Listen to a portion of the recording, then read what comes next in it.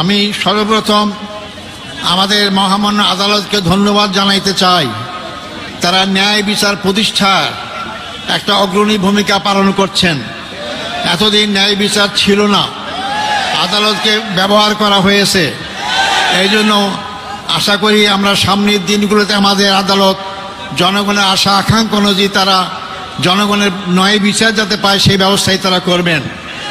আমি ধন্যবাদ জানাতে চাই আমার মামলায় যে সমস্ত আইনজীবী নিয়োগ করা হয়েছিল, আমি যতদূর পত্র পত্রিকার মাধ্যমে জানতে পেরেছি, পড়তে পেরেছি, অত্যন্ত সাবলীল সুন্দর যুক্তি উপস্থাপন করার মাধ্যমে আমার মামলার অসারতা দুর্বলতা সমস্ত কিছু প্রকাশ করতে পেরেছেন এবং আন্তর্জাতিকভাবে স্বীকৃত যে এই মামলার মাধ্যমে আমার অতীতের আগের সরকারগুলো কিভাবে নির্মমভাবে আমাদের আগের ভাইদেরকে হত্যাকাণ্ডের মাধ্যমে তাদেরকে দুনিয়া থেকে বিদায় করেছেন। সম্মানিত ভাই বন্ধুগণ, আমি এরপর ধন্যবাদ জানাতে চাই যাদের কারণে আজকে মুক্ত হওয়ার সুযোগ পেয়েছি। সেই ৩৬শে জুলাই অর্থাৎ ৫ই আগস্টের মহা বিপ্লবী নায়কদের জন্য আমি ধন্যবাদ জানাতে চাই। তাদের অক্লান্ত পরিশ্রম আন্দোলন, তাদের মাধ্যমে স্বৈরাচার ফ্যাসিস্ট সরকারের পতন হতে বাধ্য হয়েছিল।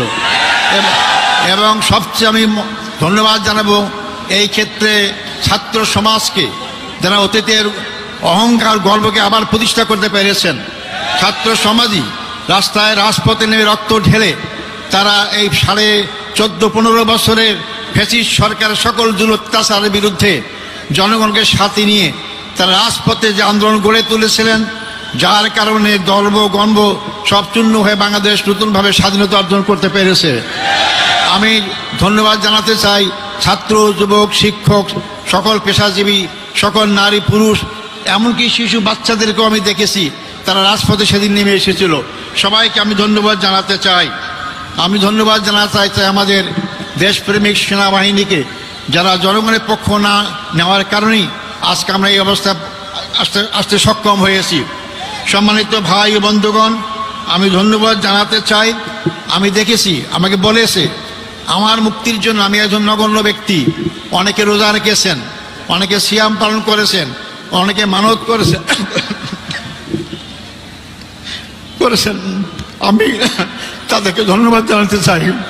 হয়তো ইসলামী আন্দোলনকে মহব্বত করার কারণেই, ইসলামীকে ভালোবাসার কারণেই এটা অবশ্যই তারা ধন্যবাদ পাওয়ার যোগ্য। আল্লাহ তাকে উত্তম জাযা দান করুক।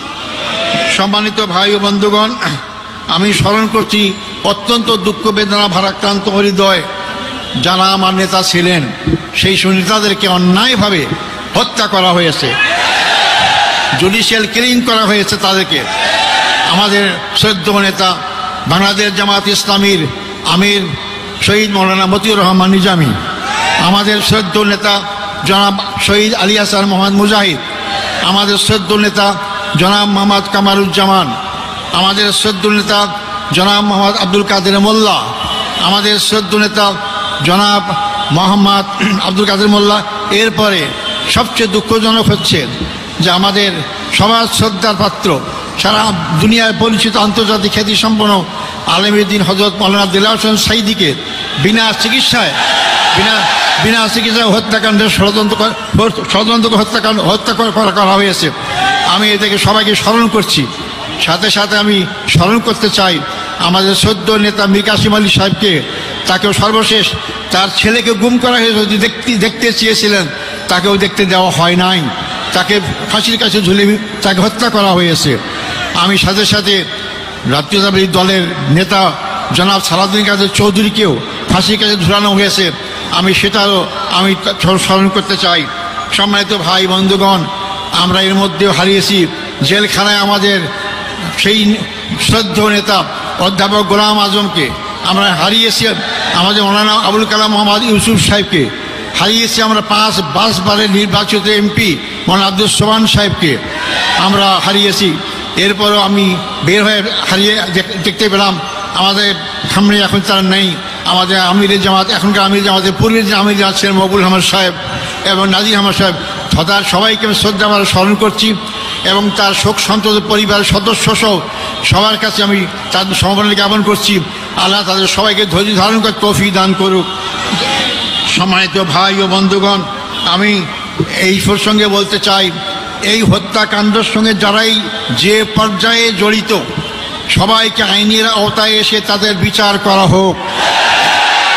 আমি জোর করে আবার বলতে চাই, যারাই হত্যাকাণ্ডের সঙ্গে যেখানে যে পর্যায়ে জড়িত সবাইকে আইনের আওতায় নিয়ে এসে তাদেরকে বিচার করা হোক। না হলে এই খারাপ সংস্কৃতি চালু থাকবে। এখান থেকে বেরিয়ে আসতে হবে আমাদেরকে। সম্মানিত ভাই ও বন্ধুগণ, আমি আপনাদের কাছে অনুরোধ করতে চাই, আমার জন্য আন্তরিকভাবে দোয়া চাই আপনাদের কাছে। আমার অপরাধ কি ছিল? আমার অপরাধ ছিল ওমা নাকামু মিনহুম ইল্লা আন ইউমিনু বিল্লাহিল আজিজিল হামিদ।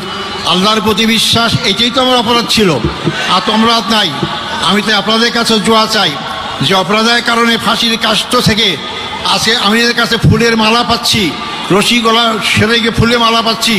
আমি যেন আজীবন সেই ইসলামী আন্দোলনে আমার জীবন থাকতে, রক্তবিন্দু এক ফোঁটা থাকতে এই আন্দোলনে যদি আমি শহীদ হিসেবে মৃত্যুবরণ করতে পারি, সে তৌফিক আপনাদের কাছে কামনা করতে চাই। আমাদেরকে সবাইকে মৃত্যুবরণ করতে হবে, মনে রাখবেন। আজ হোক কাল হোক মৃত্যুবরণ করতেই হবে, মৃত্যুর হাত থেকে বাঁচতে পারবো না।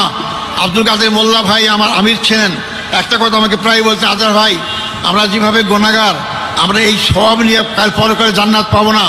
জান্নাত পরে একটাই মাত্র পথ, তা হচ্ছে শাহাদাত বরণ করা। তো শাহাদাতই আমাকে জান্নাত দিতে পারে।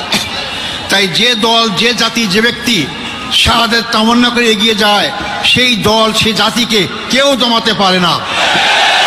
সম্মানিত ভাই এবং বন্ধুগণ, সেই দোয়া করার সাথে সাথে আপনাদের সবাইকে, সবার মাধ্যমে সারা বাংলাদেশের আপনার জনসাধারণকে আহ্বান করতে চাই, আসুন এই দেশ আমাদের, এই দেশ আমাদের সবার।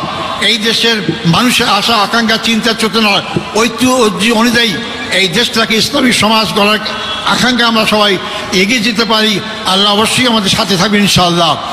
আমি আর বিলম্ব করব না, যেহেতু আপনারা রোদ্রে কষ্ট পাচ্ছেন। আপনারা আমার জন্য দোয়া করবেন। আমার আর পাওয়ার কিচ্ছু নাই। আমার জীবনে যদি আমরা এখানে আল্লাহর দিন প্রতিষ্ঠা দেখে যেতে পারি, এর চেয়ে সর্ব বড় পাওয়ার কিছু নাই।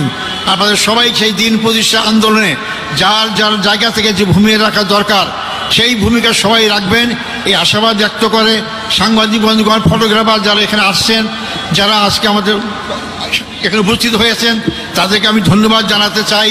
এবং যারা যেভাবে আমাকে সহযোগিতা করেছেন তাদেরকে ধন্যবাদ জানাতে চাই। আবারও আমি আপনাদের কাছে আমার জন্য দোয়া কামনা করে আমার বক্তব্য এখানে শেষ করছি। আসসালামু আলাইকুম রহমতুল্লাহি ওয়া বারাকাতুহু।